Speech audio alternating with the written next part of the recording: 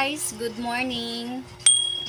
Kahit na struggle ako for today's video, good morning pa din. Kasi kaya ako struggle dahil sa nakatapal lang yung aking tiyan. Kasi naubusan ako ng colostomy bag. Kasi nga po expect ko na operahan na ako ng September 25, kaso nagkaroon ng conflict sa schedule ng doktor, kaya marireschedule yung opera ko, pero waiting pa po kami sa schedule kung kailan. Kaya ayan guys, ngayon meron siyang dumi, lilinisin ko muna. Ayan guys, lilinisin ko lang yung aking bituka, pero pasensya na guys sa inyo pong makikita, hindi po siya kaaya-aya. Pero hanggat maaari ayoko ipakita. Ano natin, try natin.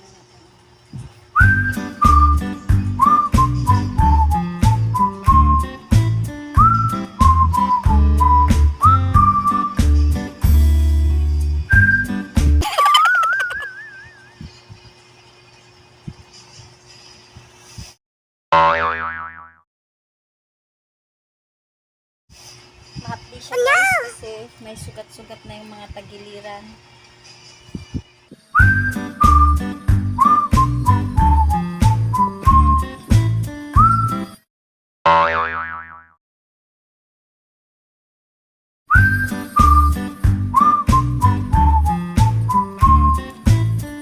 Waiting ako dumating yung colostomy bag ko kaso hindi pa nadating. Kaka-order ko lang nung linggo.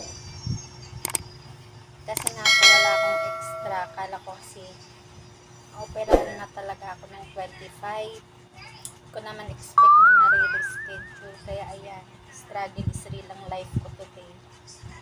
For today and tomorrow and another day, Charis.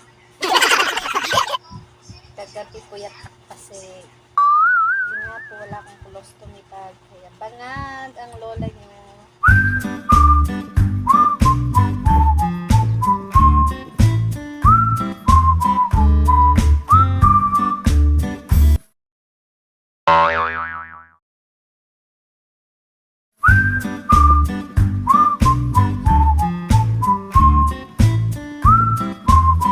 Nakakapanginig sa hapdila yung sugat. Parang mulalagnatin. Ano?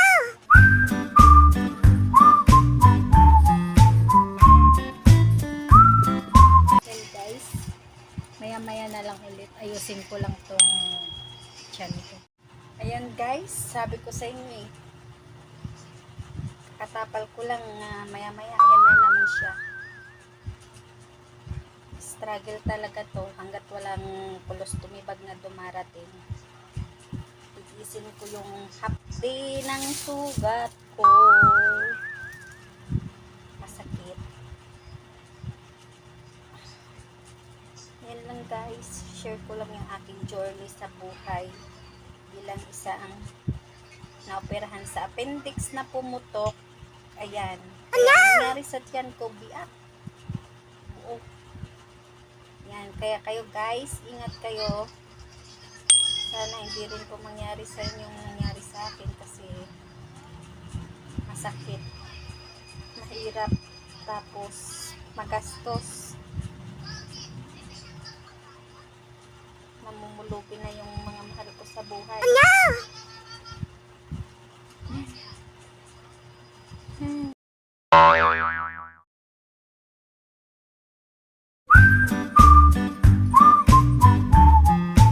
Ganda, baon-baon na sa utang.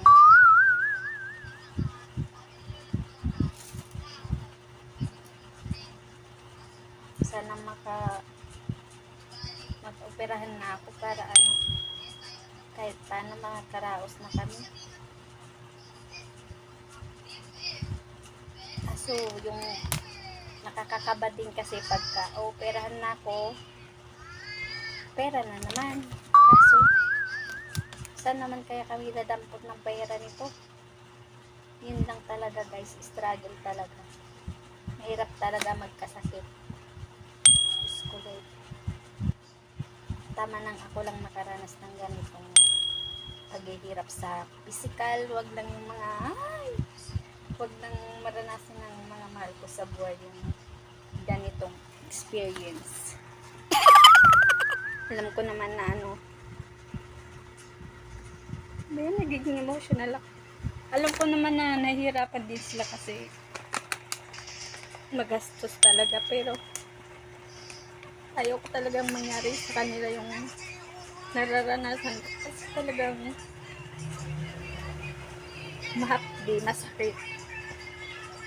Yun lang guys, share ko lang dyan. Naiyak ng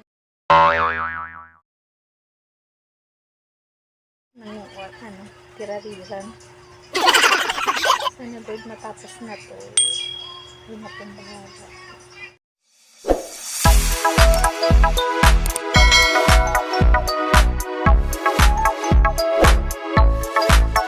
Ito na guys.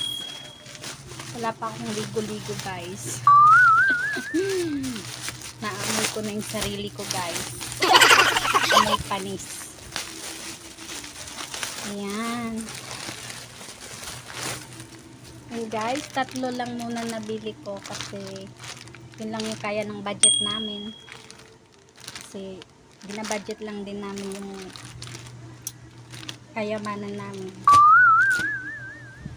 Dahil kung ano lang yung kaya muna, yun muna yung binibili. Thank you sa aking mga mahal sa buhay. Ayan.